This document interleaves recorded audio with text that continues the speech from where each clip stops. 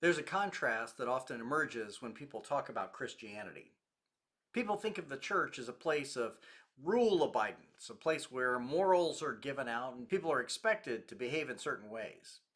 Ironically, you read the Bible and it talks a lot about freedom. The defining book of the Old Testament of the Hebrew Scriptures is the book of Exodus. Exodus is the book by which God then identifies himself. In Exodus, God sets his people free from slavery in Egypt, and forever after, he reminds them, I am the God of Abraham, Isaac, and Jacob. I am the God who set you free from the house of slavery. He goes back to Exodus to identify himself.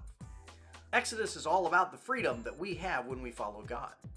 When you get to the New Testament, Galatians, Paul's most likely first letter, is really the Christian declaration of independence. It's all about how free we are when we follow Jesus. In fact, the main thrust of Paul's argument in Galatians is we shouldn't be religiously legalistic. We shouldn't go running back to the legalism we used to know. Instead, Galatians 5:1, it is for freedom that Christ has set you free.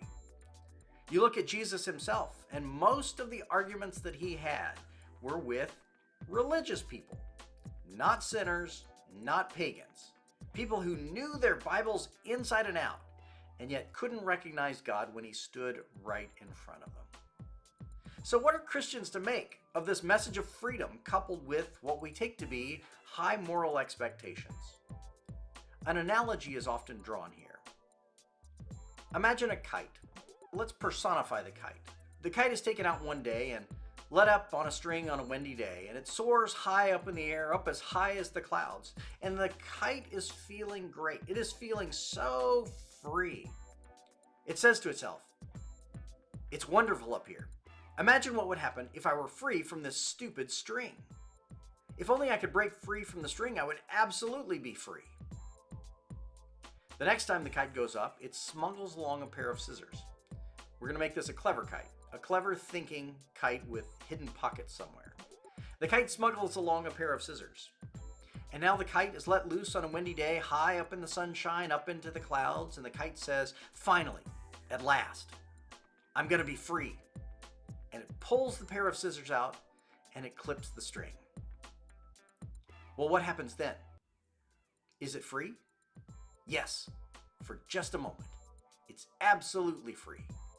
It soars and spins and pivots, and then it dives. Down, down, down to the ground, where it crashes, and it's no longer free. Well, God's law works like the string. We are absolutely free when we are anchored to the truth of the way we're made and to the one who made us. God's law works like a string that provides for us our freedom. It sets us loose to soar high, but only because we're anchored to the thing that holds us stable. When we cut the string, when we remove ourselves from God's law, when we remove ourselves from morality, we're actually no longer free, or maybe only for a minute we are. We think we're free, and then we come crashing to the ground. I remember when I was in college at UC Berkeley, there was another student who came up and lived on the floor of the dorm with me my freshman year. I don't know exactly what his backstory was, but he immediately dove into the world of drugs and very quickly got addicted to heroin. And in his first semester at Berkeley, he had to drop out and go back home because he was addicted to drugs and was no longer free to pursue education and career. He had cut the string and only then realized it was going to bring him crashing to the ground. As followers of Jesus, we are absolutely free. We're not judged by the law. We don't have to fulfill the stipulations of the law. We're filled with the Holy Spirit and are set free by Jesus to live for Him. But the guidance of Jesus' teachings, the morals inherent in Jesus' teachings, serve for us as a string. They keep us bound to our design. God made us in certain ways and for certain purposes. And when we live for those purposes, we live well. That's perhaps the best way I've ever heard to think about our relationship to God's law.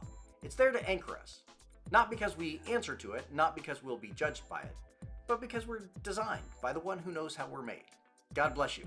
I wish you well.